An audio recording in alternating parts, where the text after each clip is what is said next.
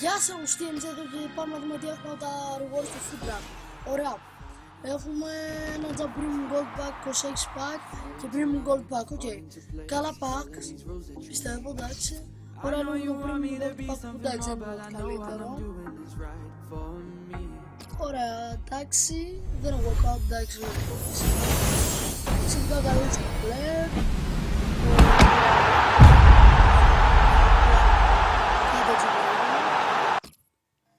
Εντάξει, δεν πειράζει, καλός είναι, δεν το ξέρουμε, αλλά καλός είναι. Κρατάμε contracts, fitness και chemistry style.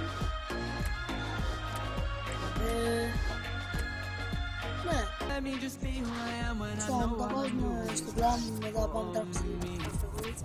Αλλάζω έτσι να αλλάξει το lag. Αν είναι walkout, τρελαινόμαστε, αλλά μπορεί και να κολλήσει και να περπαγωμή κολλήσει. Walkout! Είναι walkout, παιδιά, είναι walkout. Συνήθως καλό το φέρνει είναι walkout. Ποιος είναι. Ωραία, δεν έχει σήμερα για κάποιο λόγο την μπαγκάλη, μη κυταριά. Μπορούσε να είναι και καλύτερο walkout. Πολύ καλύτερο. Δεν νομίζω να πουλάει σε κάτι με κυταριά. Αλλά είναι walkout. Καλό τώρα που φαίνεται έτσι. Λέτε που είναι το walkout, δεν είχατε προσπεράσει όταν έπεφτε σήμερα, τέλος πάντων. Έχουμε ένα μονσούνο και ένα παίζα μαλασέρ. Τέλος πάντων, contracts έχουμε πολύ ωραία. Fitness, training, ok, position, ok, πολύ καλό. Ένα χιλιάρικο, ωραία. Το παίρνουμε. Πολύ ωραίο, ήταν ωραίο pack, walkout, τέλεια.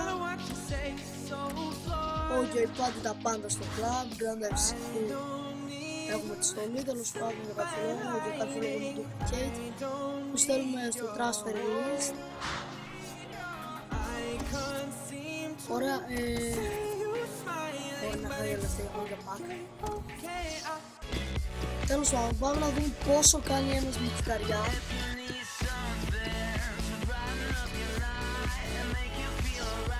93 χιλιάρικα! Τον info. Εντάξει, 10 χιλιάρικα δώροκα κάπου εκεί είναι πάρα πολύ καλός.